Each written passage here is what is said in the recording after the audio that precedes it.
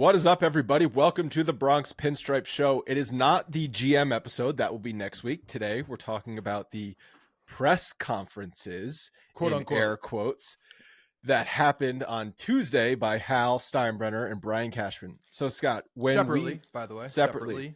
One When, on Zoom, one in a huddle. When we basically came to realize these press conferences were not going to be what we thought they were, which is sitting at a podium in Yankee Stadium or somewhere else with reporters and a TV camera being streamed on Yes Network or something, I was very angry. I felt like we were getting robbed. I texted this to all you guys in our chat.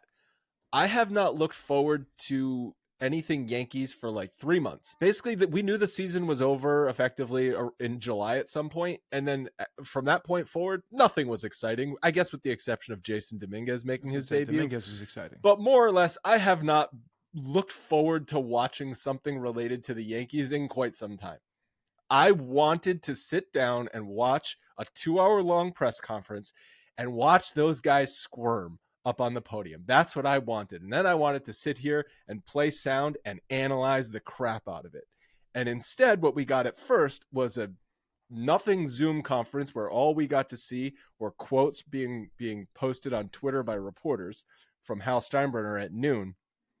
But then the real juicy stuff happened at 5 o'clock yesterday when Brian Cashman had his powwow, which we did get a lot of video. Hey guys, on me, everybody, on me. That's what I have never. If you guys have not gone and watched some of these clips, I definitely encourage you to. We're going to play 4 quotes, audio quotes on here. I have never seen Brian Cashman act like that. I've never seen him be that defensive. I've never seen him show that much emotion, frankly. Normally, he's very calculated, like almost monotone. Very, very even keeled, thinks about his answers, very intentional about what he says.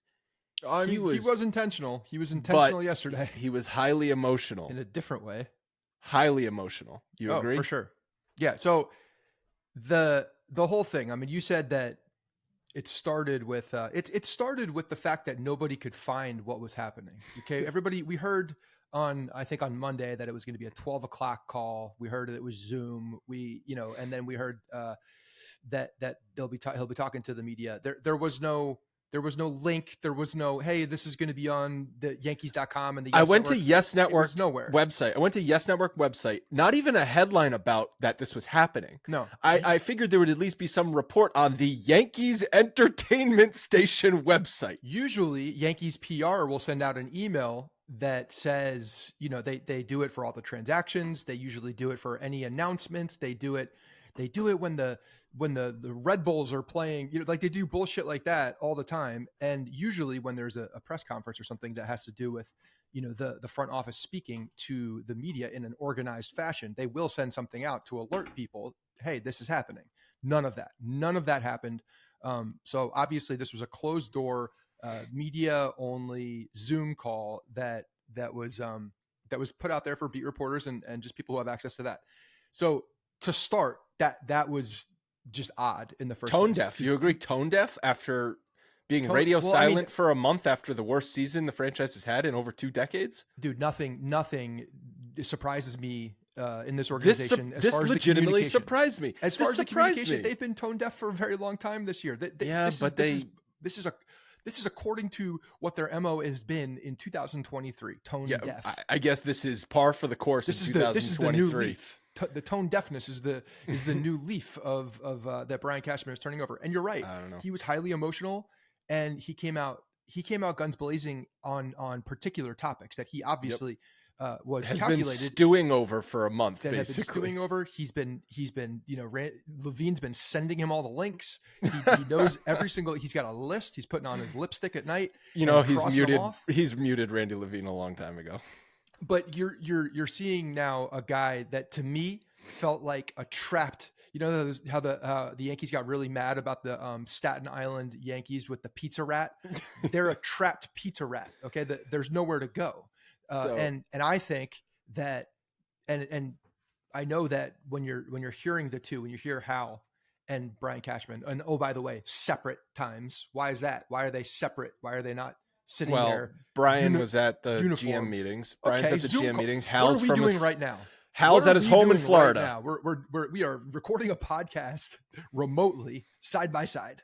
They could do this where they're it's called mute the other person that doesn't have to talk at the moment. Okay. And then like speaker view. It's pretty easy to do, but there was no, semblance of arm to arm. We're in this together. It did feel like there was a disconnect. It felt like the two people were on different pages. And when you have the owner and your GM with a different tone and saying relatively different things, Steinbrenner talking about no option is off the table, Cashman doubling down on everything that exists in current form.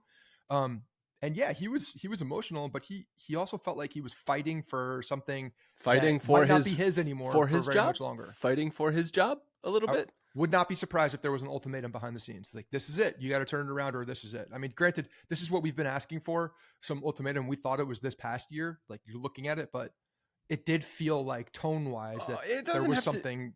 There's a disconnect behind the scenes for sure.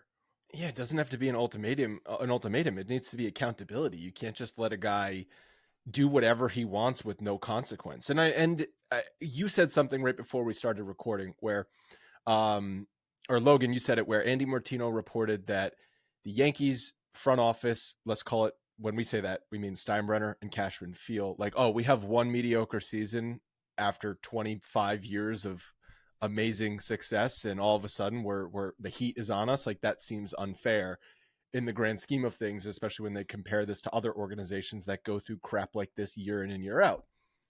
So that's, I think, how Cashman is probably where this is stemming from, right? Where Cashman's emotion is stemming from. The problem with that, though, is like, how do you speak about the thing that's happening? If there was accountability and you're able to take accountability for what has happened, and you didn't double down that everything's fine, there's no problem here, then the response from media, from fans would be very different, and the tone would be different in this moment. And I think there would be a lot of, okay, you're right, maybe this was an outlier, but you can't even get to that. Let me finish. This is not an outlier. When you actually have looked at this team over the past 5 years, you realize this is the trend. Okay, I understand they won 99 games last year, but that was not a normal 99 win season last year. Right. They were a 500 team since the middle of last year. Okay, and then the year prior to that, they were a pretty average team. I know they made the playoffs, but they were pretty average in 2021. Bounced 2020. If it wasn't for the expanded playoffs in the COVID short year, they don't make the playoffs in that year.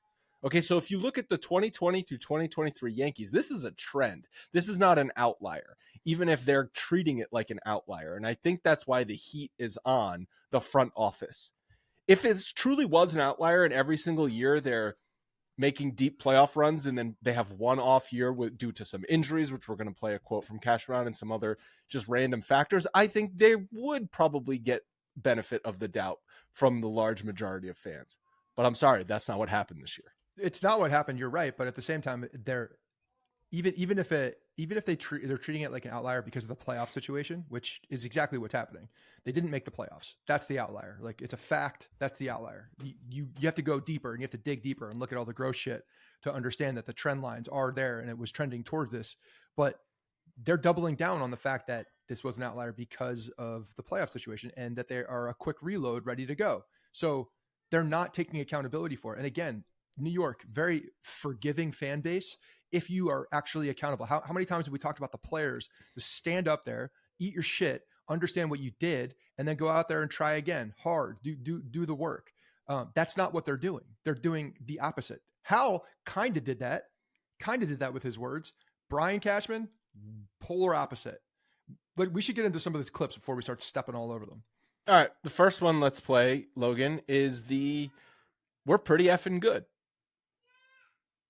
So I think we have good baseball people, whether they're pro scouts, whether they're coaches, whether they're the manager, whether they're the general manager, whether they're analytics guys. I think we have good people. I'm getting permission requests all over the place. We just lost our bench coach to the Mets as a manager. I've got analytics guys trying to be poached to other clubs right now. Our player development program, no different than other places. But again, reinforcement that we got good people. I'm proud of our people, and I'm proud of our process. Doesn't mean we're firing on all cylinders. Doesn't mean we're the best in class, but I think we're pretty good personally. And I'm proud of our people, and I'm also looking forward to 24 being a better year than 23. So Hal has been talking about big changes, full audit of every single thing that they do. Obviously, the analytics audit was what got all the headlines, but auditing all their processes up and down the organization. So he had been giving Cashman a hard time about all this stuff, and Cashman is feeling defensive, defending his guys, his employees, because everyone works for Brian Cashman in the baseball operations, defending his processes. And then he sits there, yells at reporters, "I think we're pretty effing good." And that quote did get taken out of context on Twitter, which I find funny because people saw all the reporters say Brian Cashman, quote, "We're pretty effing good." It was such an easy pull out. They took that to mean he thinks the roster is pretty effing good, which would be asinine after what we just watched this year. So at least when I heard that, I was like, okay, you know what? At least he didn't say that, because that would have been insane. But he's talking about his people and his process, his operation, his thing that he's built is what he's saying. My baby is pretty effing good. Yeah. And okay, I get that you want to defend your people. You're not defending necessarily the players on the field to that extent, but you're defending, all the people that are behind the scenes putting in the work day in and day out. I get that. I do. I fully understand what he's doing. I agree. I think it's pretty funny that it was taken out of context, because it's exactly what I saw. I'm like, no way. There's no possible way he said that. He couldn't have said that. That would have been so yeah, I don't fault him for defending the people there, but again, you can do it in a way that seems more, what's the word I'm looking for? Smug. That's the word. The word is smug. He came was out very smug as shit. And basically, like, my shit don't stink. Like, maybe it's a little discolored, but it doesn't smell. It might, but I can fix that by, drinking some peach juice or whatever. Like, he just can't. That was a analogy that came to my head. This seemed like this. Did this happen to you? No. This seems like a personal story. It does seem like that. But he again, like, not firing on all cylinders, not first in class. Like, okay, those are some high regards right there. Like, that's not what we're talking about right now. There's some serious flaws here, some legitimate flaws in the way that the work is happening, in the way that the process is happening based on players. And based on the philosophy of doing it. And then he went and defended all the players, because he was like calling out. He's like, oh, this headline, that headline, Sonny Gray, Joey Gallo, and like going after like individual topics. There's two more quotes that I want to play right now, which sort of feed off of that one. The first one, Logan, is him talking about injuries being a significant reason why they underperformed. Dead on arrival, why our season got derailed. If you don't make that a significant reason, it is. You want to say it's an excuse? It's a fact. You want me to sit there and say essentially that that didn't happen, and us missing certain guys along the way didn't affect us on the win column? Like, I can't do that. I don't think anybody disputes that it didn't have a significant impact. What I'm asking is, besides underperformance and injuries, what else did you guys conclude? Yeah, but I already told you I'm not going to tell you what else was going on in that meeting. So you're asking me to put you in that room. I'm not doing that, which I already said in the beginning of this. So we had organizational meetings. They did get heated. We had a lot of discussions. Some stuff we agreed on, some stuff we disagreed on, and we unpacked a lot of different stuff. Some of it we're making some adjustments. Some of it we actually recommitted to. So I don't know what else to tell you. And again, I go back to, it doesn't matter what I say, and it doesn't matter what Hal says. It doesn't matter what Boone says. It matters what we do, because at the end of the day, it's all about wins. It's all about Okay, wins. Stop it right there. Yeah, you're right, Brian. It's all about wins. So then why are you bothering defending all this other crap? If it's like, if the scoreboard says otherwise, then maybe it's time to look at some of that stuff that's not working. But the defensiveness at which he said, like, if you're gonna try and tell me that injuries weren't a factor, like, it's a fact. Of course they were. It's excuse making, really, what it is. But like, just the tone and the emotion in his voice where he's talking and fighting back to that reporter who simply asked him, what are some of the things that you identified other than poor performance and injuries? What are some of the things outside of those two things that you have identified that need to be better next year? And that's the answer he gave. So a lot of what that leads me to believe is that he still absolutely thinks that this roster is in a good spot. Yep. Right. And Like that it's just, 100%. if not for a few bad injuries, if not for Judge running into the wall in Los Angeles and a couple of other fluky things, because in a later quote, which I don't think we pulled, but he talked about Stanton and he said, we know Stanton's injury prone, but he's never not hit when he's been out there. This is what he said. This is Right. the first year he hasn't hit. Yeah. Yeah. Okay, but the thing with Stanton too is that like it wasn't really an injury that you could put your finger on either. It was a degenerative, just broken body, just broken body, falling apart type of injury that seriously degraded his ability to play baseball and physically move in a way that you need to as a professional athlete to play a sport at a high level. So yeah, that's a problem. That's a problem. It's the same exact thing with Josh Donaldson last year. When last year's press conference, which was a real press conference, Brian Cashman said there's no reason to think Josh Donaldson won't hit next year. When in fact, there's a lot of reasons to think Josh Donaldson wasn't going to hit in 2023. The fact that he's old and injured. Those are two massive reasons why someone won't perform at the level. And that's what we're seeing with Giancarlo Stanton. Are we playing the audio on him defending the individual players, or can I talk about that right now? Is that the Volpe clip or is that something different? No, this is about Sonny Gray. No, we didn't Joey pull that Gallo. one, so talk about it.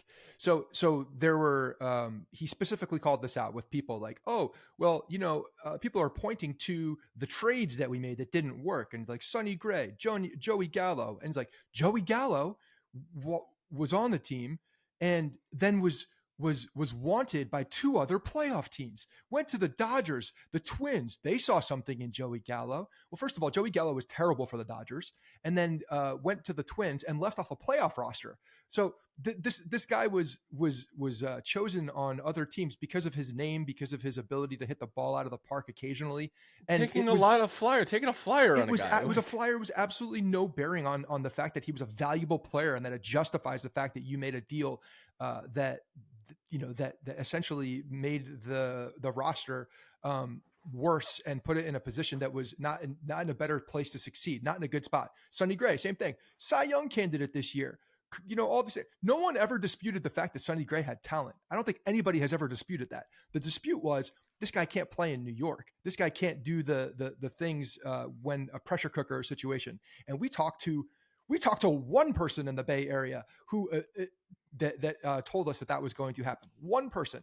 They're going through their due diligence and talking to folks. He even called out for Joey Gallo that, yeah, we asked some questions. We even asked Odor, who played with him in Texas. Hey, Rudy, do you think that he will be good in New York? Do you think that he could handle it? Oh yeah, definitely. He can definitely handle it. That was their justification. Bam. Okay, let's go get this guy.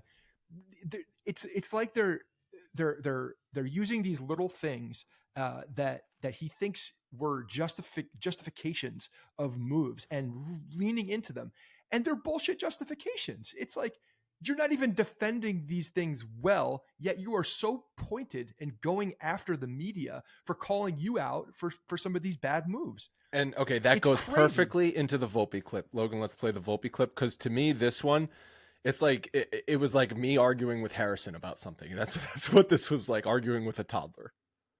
Maybe you're making a point on behalf of others. Young players come up and succeed in the major leagues.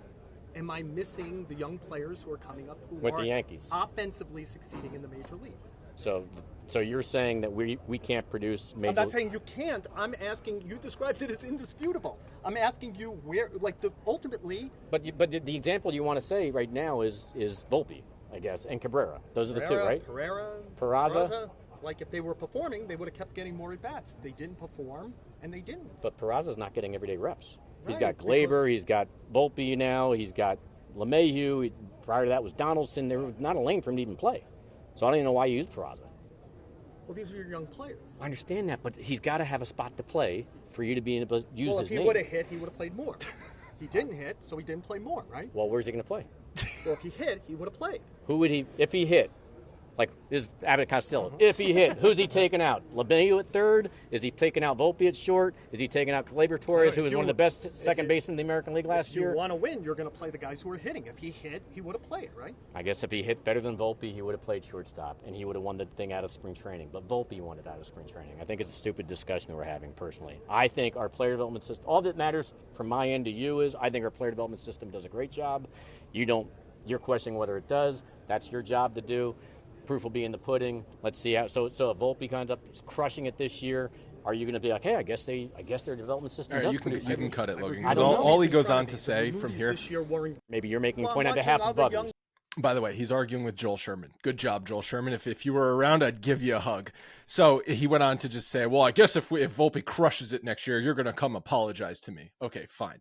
That is a man arguing something he knows he's wrong on, knows he's lost. And what you do when you know you've lost an argument is you laser focus on one thing to try and catch somebody on something. You make the argument about something else. Make the argument or disqualify the argument by just leaning into one thing and just being hell-bent on it.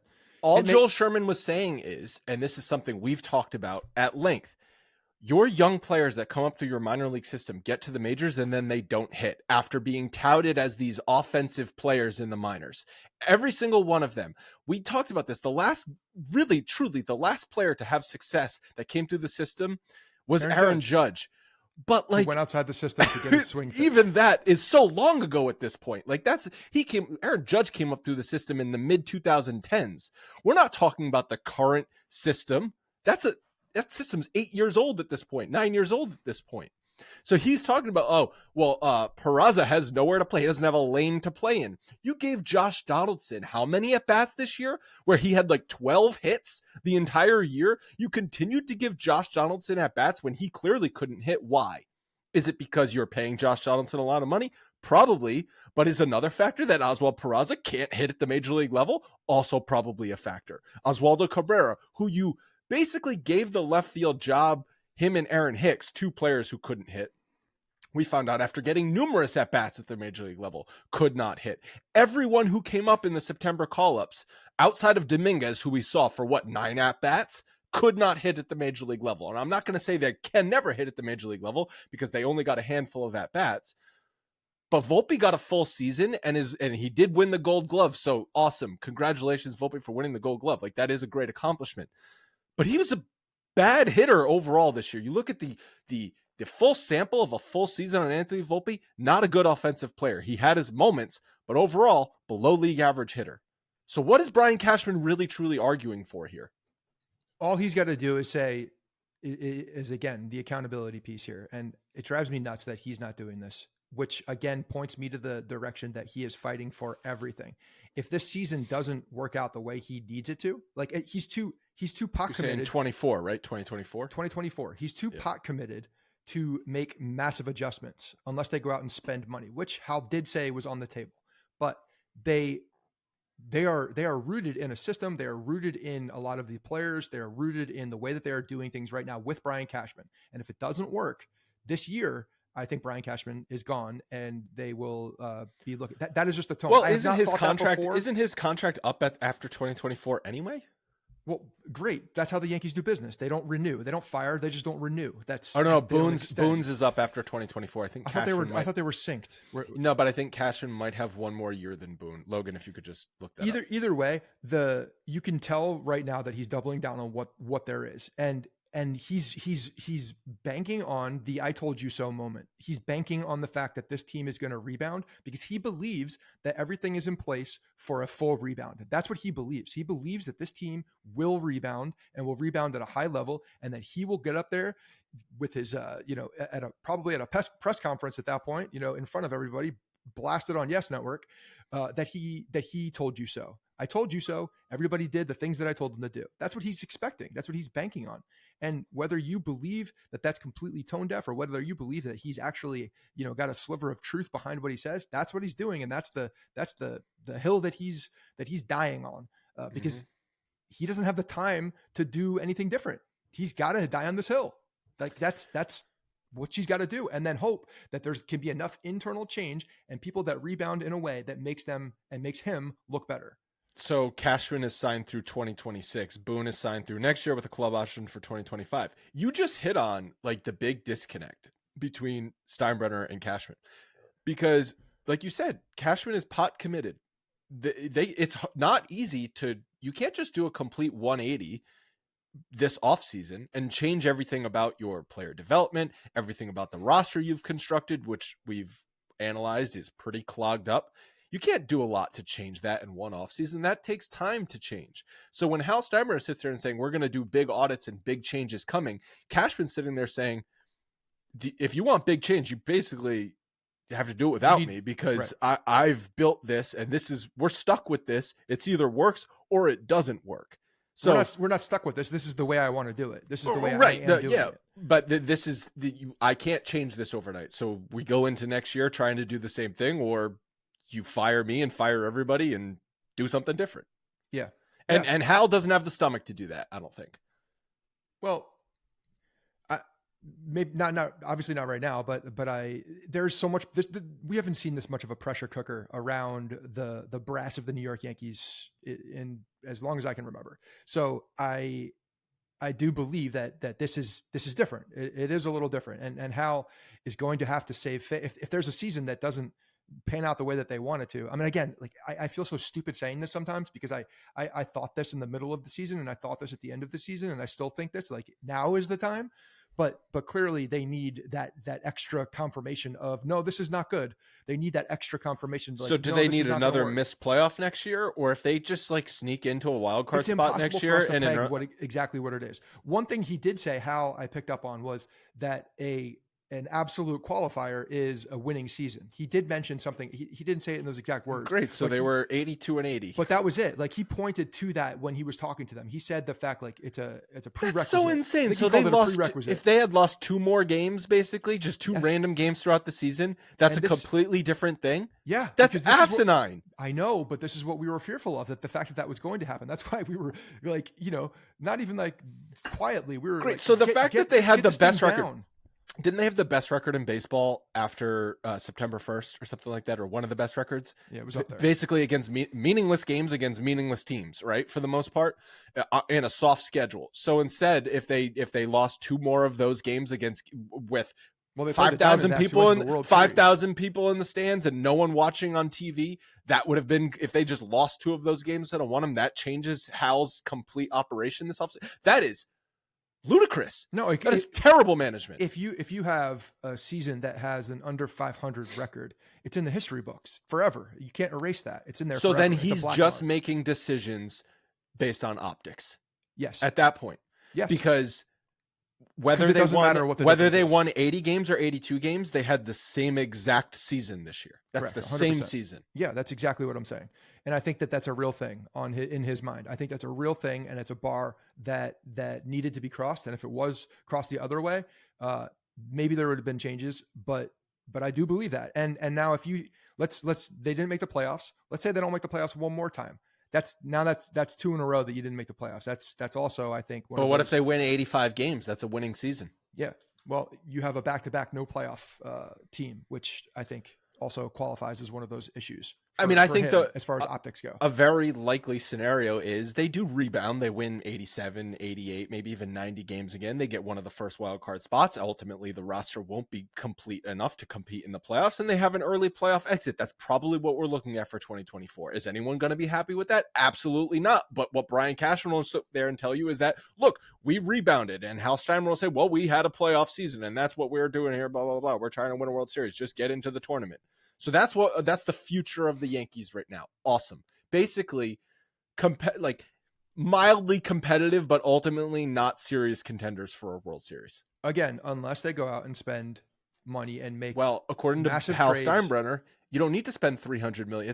That's not a requirement. Spending $300 million. He did say that, but the things that Hal did not necessarily piss me off in this one for whatever reason. I'm not. Hal didn't. But what he did is the what he didn't do, I think, is what's pissing me off, is the complacency of the organization, because I think that there is a lot of that is on him at this point. That's what I mean. He doesn't have the stomach to. What I meant by he doesn't have the stomach to move on from Cashman, meaning right now, this offseason. Yeah. He doesn't have the stomach to do that now. I agree. If they miss the playoffs again next year, maybe he'll have the stomach to do it next year, because Boone's option likely won't be picked up, and at that point, they'll just be buying out 2 years of Brian Cashman's contract. But he didn't have the stomach to do it after one missed playoff year. Even though we know, looking at the trends for the past 4 seasons, this has been a downward trend, not a fluke. Correct. So yeah, I think that, again, like the other thing that he did say was, you know, the 300 million number as far as salaries is not a hard line. We are looking at all options, and we will spend if it makes sense and improves the team on the field. This is what he said. So from if you're listening to the owner and general, you know, managing partner of the New York Yankees, that is what he said. He said they will open up the checkbook if the right opportunity presents itself and it improves the product on the field. So that leads me to believe that everything's on the table. Everything's on the table. He actually said those words. Everything's on the table as far as players. So we will see. We will see, because maybe Brian Cashman knows that, yeah, he's got these, he's got this system, but he also knows that he's got an open checkbook to go out and get people, and that he's gonna do that. So that could be part of his like defense right now, feeling good about himself, knowing that there's going to be something coming around the corner to say, I told you so, because he's going to be able to go out and spend some money or sign someone, make a trade and then sign someone. Is this going to be like 2009 all over again, where basically the 2008 season, they missed the playoffs? Brian Cashman went out on a mission before the 2009 season. Like, well, that can't happen again. I'm fighting for my job, so I'm going to sign Sabathia, Teixeira, AJ Burnett, make a couple other, at that time, those were savvy trades to get Nick Swisher and things like that. Yeah.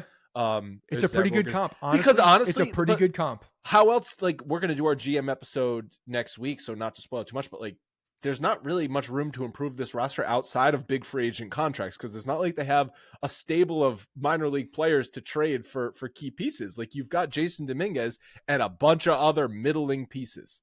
Yeah, and even they're talking about Jason Dominguez. They can't count. They cannot count. They said this. The words came out of their mouth. They cannot count on Jason Dominguez. So therefore, they need 2 outfielders. We don't have to play that clip, because it's really, Brian Cashman said they need 2 outfielders, cited the Jason Dominguez thing as obviously an issue that can't be counted on until at least the second half of the year. But even then, who knows? And the Yankees have a, quote, surplus in the infield. He also said Gleyber Torres is entering the last year of his contract. He just said that. I don't know if he meant like, oh, that's a trade candidate, or I don't know why he said that, but he did note that. And then mentioned some of the other minor leaguers that they have on the infield. So yeah, I still think that in the organization, they do believe in Peraza, even the defense of like, he didn't get regular reps. Like, I think that they actually do believe in Peraza as a Major League Baseball player, which I don't blame Joel Sherman for not saying this in the heat of that moment, because Joel Sherman at that point was like, why is Brian Cashman acting like a toddler? But he should have said, why didn't Peraza get every day at bats? Because no one was blocking him. No one was hitting. Well, that's what Brian Cashman was throwing that back. He's like, well, who is he going to take? Whose spot is he going to take? He didn't say Donaldson. He said LeMahieu at third base. So like, he mentioned Donaldson. He mentioned Donaldson. He mentioned him, but when he started talking about whose spot is he going to take? Is he going to take LeMahieu at third base? Is he going to take Volpe at short? Is he going to take one of the best second basemen in the American League, Gleyber, at second base? Where's he going to play? Whose spot is he going to take? And listen, I know it's hard to say this in the heat of the moment because you're fired up, but the second half of the season, they've released Josh Donaldson. Anthony Rizzo was out with a concussion, so LeMahieu could have very easily just played first base full time, and you could have played Peraza at third base every single day for the second half of the season, and they chose not to. Why? Yeah, no, they chose not to. And who knows if that had at some point it had something to do with like his value. I don't know. Because he didn't hit. That's the reason. Exactly, that's the reason. Because he wasn't hitting and he wasn't worth playing. Yes, yeah. That's the reason. So yeah, there's tone deaf is a great way to put this. It was embarrassing. I think Brian Cashman it was embarrassing. He's and that's the other thing. You want to talk about Steinbrenner and optics? He sees what happened yesterday. He understands the optics of the way Cashman stood up on this hill and is going to die on this hill. This is a last stand. This is exactly what it feels like. Back against the wall, last stand. I got no choice but to get on this hill, and I'm either going to persevere or I'm going to die on this hill. If the guys rebound and make me look good, then I'm going to come out guns blazing with my chest out front. It's going to be the greatest press conference of all time history. We're going to get ESPN to cut away from whatever they're watching to my press conference.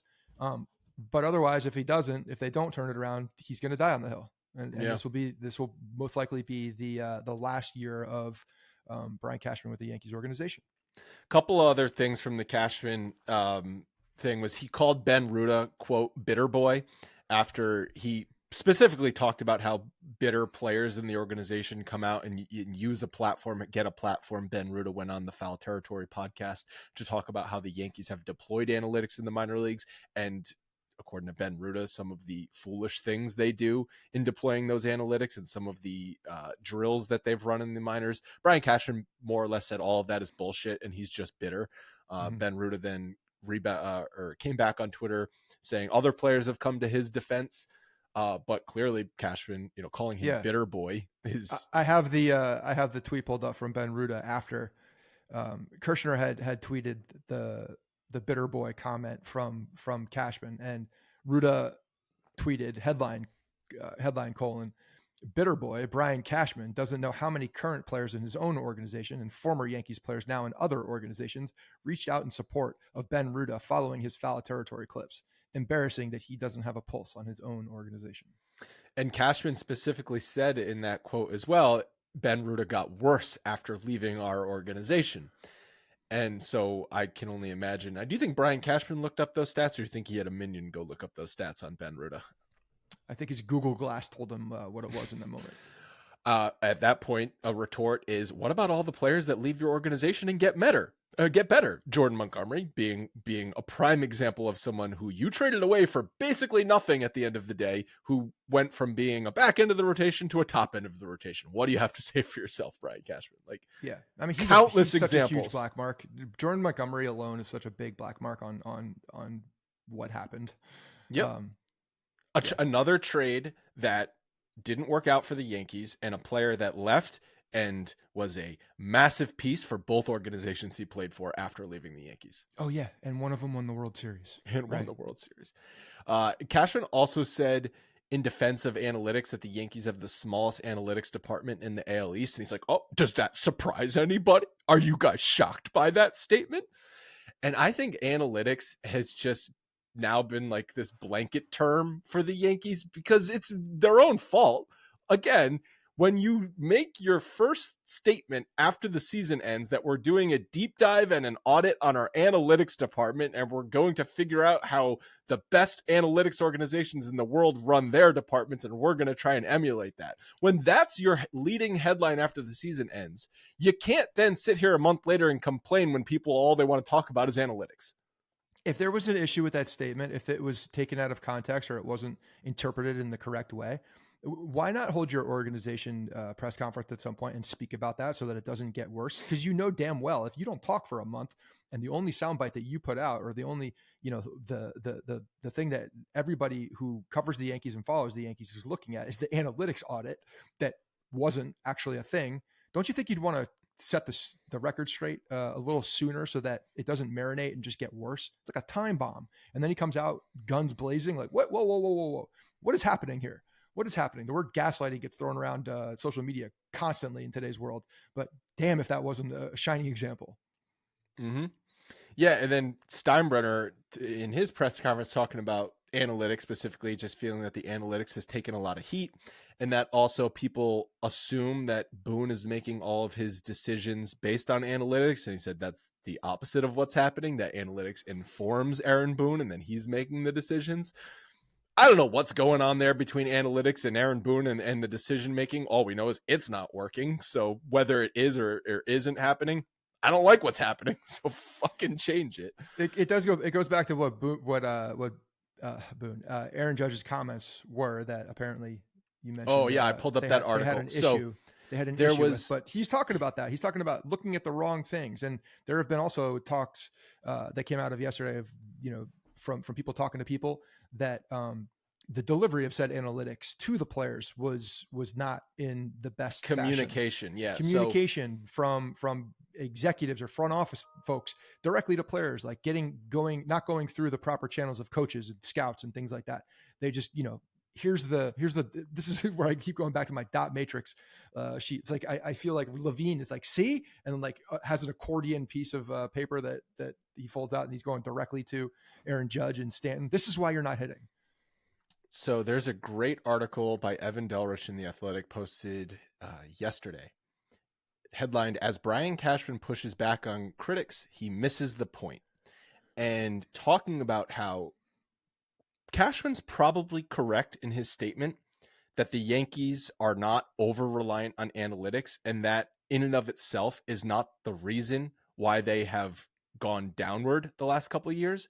But he says the point is that they're probably not communicating the information correctly and effectively.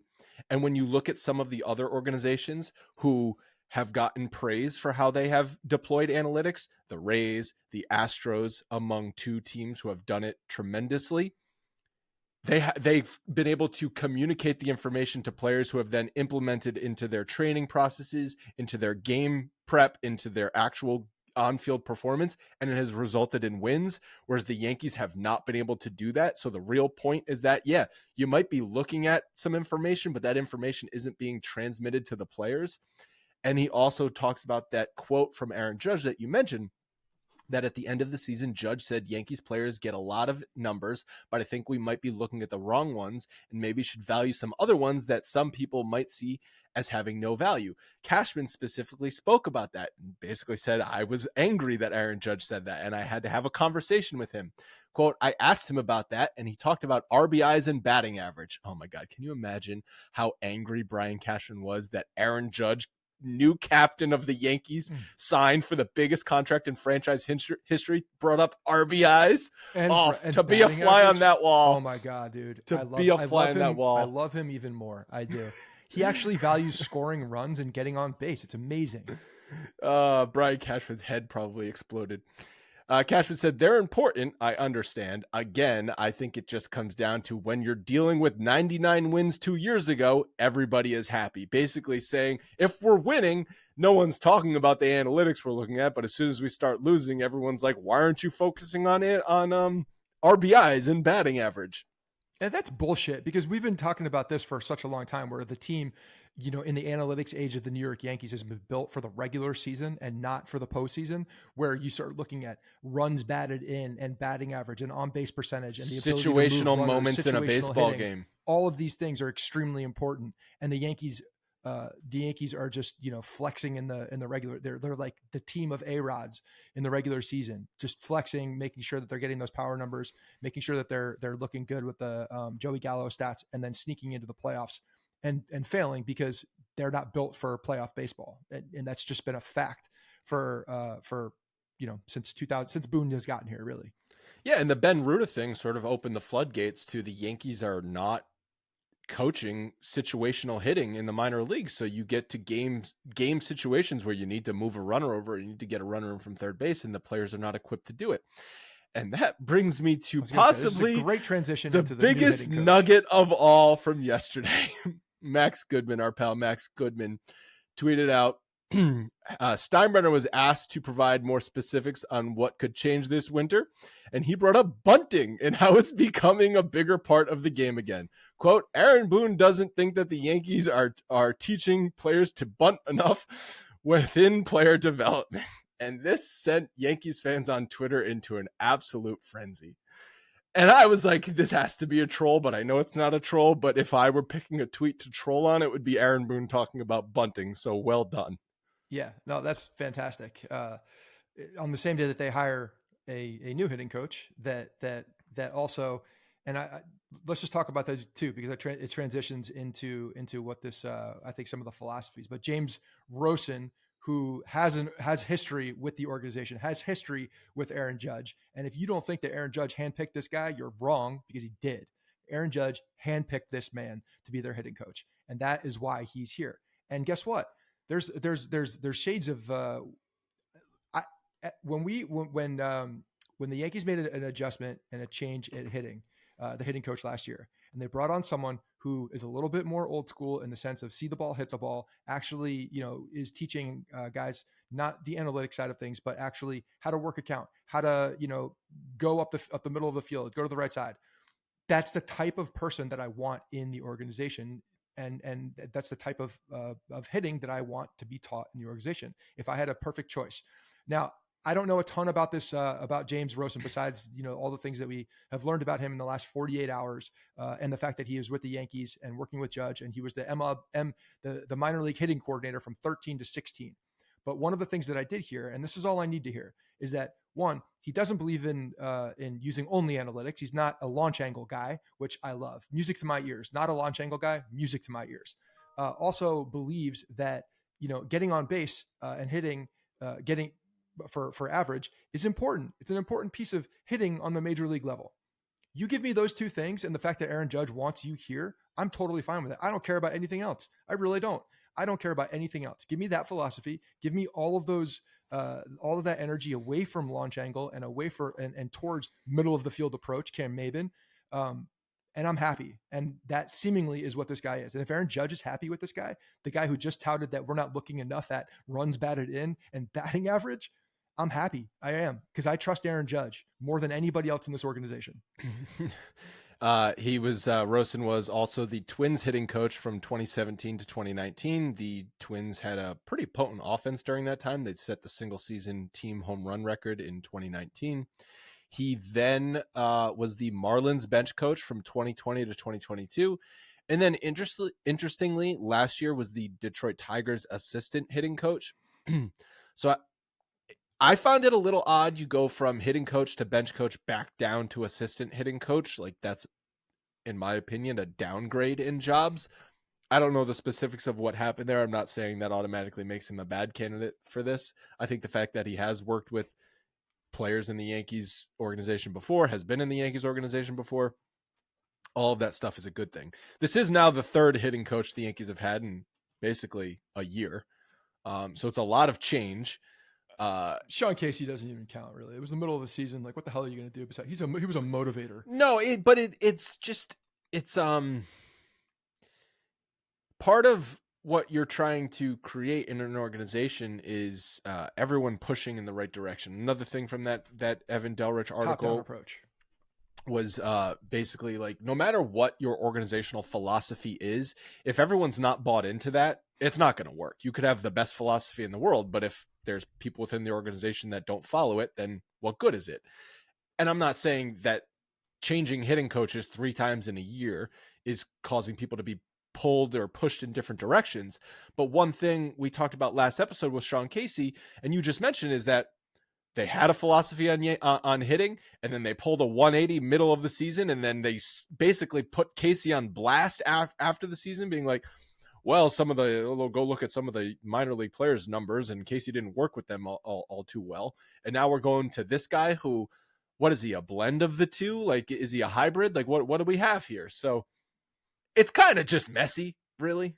They did talk about, a top-down approach where, if Rowson's going to be the guy setting the tone for the major league level, that they're going to have that trickle down into the minor league system. The fact that he has the experience of hitting, coordinating the hitting program in the Yankees minor leagues for the years where they actually did develop some players that played well in the major leagues. Like, that was the time when you're looking at Aaron Judge coming up, you're looking at Gary Sanchez coming up as the, offensive player that he was. Even Greg Bird, who had success before all the injuries happened to him. Like, you saw success from the minor leagues into the major leagues during that period. So I'm totally fine with this. And again, like, you can nitpick on a guy and how much impact a guy has as a hitting coach or not, but philosophy wise, I do believe he's more in line with, the scout side of hitting, and then uses analytics to probably blend and help guide some of those things. But truly, like, when you break it down, the art of hitting seemingly is what he's all about. And that is what Aaron Judge is about. And yes, they use the numbers, they use the analytics, they use the technology to become better. And that's exactly what you should do. You should not ignore it. Absolutely not. But you don't need to be defined by it. You can use it as a support to what you're teaching. And seemingly it is. Like he does have a good track record when you look at the teams that he's been on. And I don't see it as a Well, how did the Tigers hit last year? well, the Tigers, I mean, that's a young team as well. I understand that in baseball, a lot of times these guys will go to people they know and are familiar with. And if there's not an opportunity to make whether a parallel transition or an upward move, they'll take a job just to be in an organization and to be around a club. Like it happens all the time in baseball. So I don't necessarily take anything away from him going to be an assistant hitting coach necessarily, but Cubs minor league hitting coordinator, and then he was their hitting coach. Like he's got some good and like you said, the Twins piece of it too. Like that, they did have a good team. They did have a good hitting team. Yeah. So we'll see, man. We'll see what this is. But at the end of the day, it's a guy that, in my opinion, does seemingly look at the right things. And if you believe that Judge is behind some of this, like there's obviously a real familiarity there, and there's a rapport between those guys.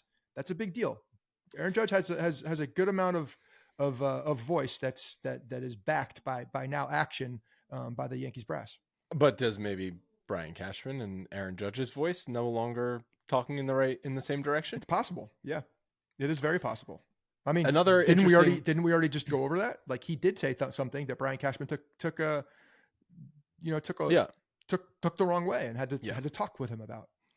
So another interesting thing from the Hal portion of the press conference was he was asked if moving on from Boone was a consideration. And it sounds like it was. He talked to a lot of people within the organization, and they all came to the same conclusion, which is that Aaron Boone is a good manager and should be our manager for 2024. Interesting that the people he mentioned that he talked to were not Brian Cashman. Obviously, I'm sure he talked to Brian Cashman, but in previous years, he would have been the only person that Hal Steinbrenner talked to. Brian, do you think we should keep Aaron Boone as our manager? Brian would have said yes, and that would have been the decision. But it sounds like Hal was doing more of the decision-making on Boone, at least. Maybe I'm reading too much into that. Maybe this is further proof that Hal and Cashman are a little bit at odds right now, and Hal's basically like, this is your final chance to make this work. If it doesn't work, that's it for you. I'm also going to be making the decision on the manager, potentially even on the hitting coach, potentially on some free agents this offseason. That's just a recipe for disaster, frankly. This is let me go Hold off. on. Don't you think that, it goes back actually to when Aaron Judge had a massive contract offer on the table from the San Francisco Giants to go back home and play and be the face of that franchise. When Hal Steinbrenner himself made the phone call at odd hours of the day and had a conversation with him, had a conversation directly with the new captain that came to be for the New York Yankees. There's definitely a relationship there. There's a relationship that is direct. And you know what? Go back in time a little bit. Who had a good relationship with the last captain? It was a Steinbrenner, right? And where was the relationship between the last captain and the general manager who's got the same name of the New York Yankees? A little bit at odds, right? Little bit of a butting head situation. Doesn't seem, but does it not seem similar paths? It does. Cashman also, though, about the Judge thing last year, was basically like that kind of contract is an ownership decision. Now, that doesn't mean that. Well, of course, any contract is an ownership decision at the end of the day. Well, no. Yes. Because if there's a budget, right, and Cashman wants to go out and sign a middle reliever for $5 million, that's not an ownership decision. That's the player you want. Whatever it is, you're going to go spend that money.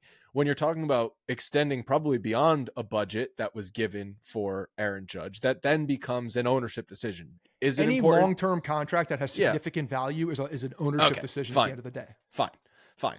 Yes, a middling lefty middle reliever. No, they're not going and probably doing all those, all the checks and balances as they are of the contract for someone that they're going to sign for, 6 to 10 years. If you'll indulge me for a minute for a tangent, but you'll see how this connects. So as you all know, people listening, I'm a Patriots fan. Yes, I understand the hypocrisy.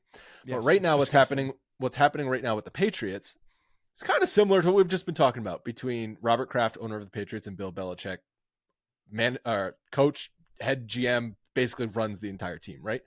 Belichick is bickering with the media every single chance he gets because he's under siege. He's being attacked right now because the team sucks, and this is likely his last year, and he's on his way out, and his decisions over the past 5 seasons have not worked for the Patriots. It's kind of similar to what we just talked about with Brian Cashman and Hal Steinbrenner. I don't think to the same extent, because the Yankees certainly are not as bad last year as the Patriots are this year. Also, the whole Tom Brady situation adds a whole other wrench to it, but it is interesting that for a long time, basically the last 10 years, Cashman has had the keys to the Ferrari. He's been able to make all decisions, virtually no questions asked. And now there's starting to be questions again. It doesn't seem like he likes that. Oh no, he definitely does not like that. But at the same time too, like I think there was probably a very pointed discussion to make him come out the way that he is. And he feels as entitled as ever to be able to say and do what he wants, because he's been here for so damn long. I mean, he's practically another Steinbrenner, an extension of that family, or at least that has been the case. So yeah, there's a little bit of he's not. He thought he was a made guy, thinks he's a made guy, but maybe not. Maybe not so much. Maybe not so much. At the end of the day, the blood is thicker than water, and whether you started here as an intern or not, the family cannot be embarrassed beyond whatever their line is from being embarrassed over a period of time. Wins, losses, no playoffs, however you have to justify it. But it does seem like this is the last stand for him. Overall, I just think a wild day for the organization. Yeah, and we totally buried this, but congratulations to Anthony Volpe for winning. I gave him the some Gold props. Glove. You gave him a little bit in the middle of something, but first of all, that was his biggest knock, right? Biggest knock coming in was people talking about his arm, his glove. Was it good enough? And everybody pointed at Peraza being the better defender and the guy that can play shortstop at a higher level than Anthony Volpe. He comes in, wins the Gold Glove. I think everybody realized he was a better defender than we expected. I saw no problem with his arm at all. And hitting was the spot that he needs to actually improve upon. And again, like I'm a stark believer in Anthony Volpe. I do believe like that last year, as much of a disaster as it was for the New York Yankees, it was a really good thing for him and his development. So I do applaud them for sticking with him the entire year, because it was not pretty at times. But I think for the long term, as long as things can be corrected in the organization and they get back on a path that actually means that they're building something that's sustainable, he's going to be a big piece of that for a long time. And I do believe that he's going to be a much improved hitter. And I always go back to the numbers of him in the clutch. His clutch numbers, his late and close numbers are really good. The kid's got ice in his veins. And the fact that he has the ability to do that, I think he's going to clean up a lot of the other things. And we're going to see a lot more consistency out of him. But to see him do it out of the gate with the glove, really impressive. For sure. I think,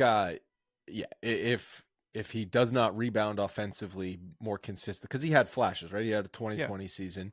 He had 2 separate hot streaks in which you saw his potential, which if that's his potential, that's pretty good. But if he does not do that more consistently in 2024, I think that's a big problem.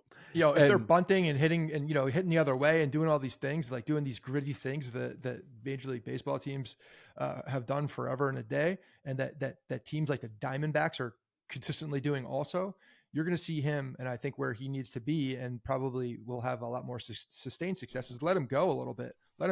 He needs the first month and a half we saw of him. He was running ragged on the base path. He was getting on base more, but he was, being very aggressive out there. Like, let this kid be aggressive. If you want to talk about bunting, cool. Let him bunt, let him get on base, however the hell he wants to get on base, and then run the base paths, because he's that type of guy that can cause a little bit of a disruption out there. And hopefully, make for the guys that are hitting behind him have a little bit of an easier day if he's being a distraction on the base path. You think Stanton's going to take some bunting practice this winter? Since that's his the other manager question. said they got to bunt some more. The funny thing about that is, like, who is going to bunt? No, who's going to bunt on this team? Is Rizzo going to bunt? Maybe if there's a third base, like he will. Is LeMahieu going to bunt? No, because he can't run. They sign Ohtani to be the middle of the order bat, and his first at bat he lays down a bunt. Well, in Japan they do have. Don't they have a that was Korea contest for bunting? Korea? I think that was Korea, the bunt contest. Yeah, fantastic. Go out there, and that's where they're scouting now. Maybe they signed Jung Hoo Lee. Jun-Hoo Lee, I bet that guy can bunt. Cashman is locked in going over there and watching that exhibition and seeing whoever wins that bunting competition, expect them to be in the Yankees organization. Wouldn't it be incredibly ironic if like Boone somehow rebounds and we're all like on Boone's side because we come to find out like no, he just wants the guys to play baseball at the end of the day. He wants to hit and run, he wants to bunt, and the analytics have been holding him back. Oh, that would be funny. Yeah, well, I don't think that's the case. I doubt that's happening, but yeah. I think that's gonna wrap it up. A couple of other things around the league. I mean, Craig Counsell apparently is God and got the highest AAV contract for any manager in baseball history, beating out Joe Torre. That was a little surprising to me. I know the Brewers have had success recently with fairly limited resources, but I guess Craig Counsell is the best manager in baseball, apparently. That's a guy who knows how to play baseball. He can hit, he can run, do all the I things. hated his batting stance. Yeah, but it worked for him. He was on the 01 Diamondbacks, correct? He was on the yes. Yeah, fuck that guy. The other thing that Brian Cashman absolutely loved and just made him stand up a little taller was that Carlos Mendoza goes across to the other borough and takes the job for manager of the New York Mets. That's one of his guys. Got a managerial job. Do you see we have the right people in place? They're getting picked off for managers. My buddies who are Mets fans, they messaged me. They're like, "Can you tell us about Carlos Mendoza?" I was like, seemingly a great guy, well respected, been in the Yankees organization a while. I wouldn't have touched a Yankees coach with a 10-foot pole because they have been poorly coached over the past few years. Yeah, but that's at what point does he have? You look at plausible other guys. deniability. Does Mendoza have? Well, no, but look deniability? at Rob Thompson also, who was with the organization forever. Like you could make an argument that he was the best baseball guy in the organization. But Rob Thompson was with the organization with Joe Girardi, so yes. More of a well-coached team. You agree? Girardi had his flaws. Okay, I'm not saying Girardi is the answer or was the answer, but he was a better. He was a better fundamentals coach. Yes. The team was a lot more fundamentally sound. Yes. All right. I thought yesterday was fun, despite the chaos. And it'll be a very interesting offseason. We're going to be doing our GM episode next week. I don't think that there'll be any dominoes to fall prior to then, but if there are and the Yankees are a factor in that, we'll obviously take that into consideration. As a reminder, this is going to be, we got the phone call after, Hal saw Brian's press conference last night and it's like, I can't have this guy running my organization. He called us up like, hey guys, get on the case. We need the common sense department. Yeah. Step in, mount up. So that's what's going to happen for next week. Thank you guys so much for listening and we'll talk to you then.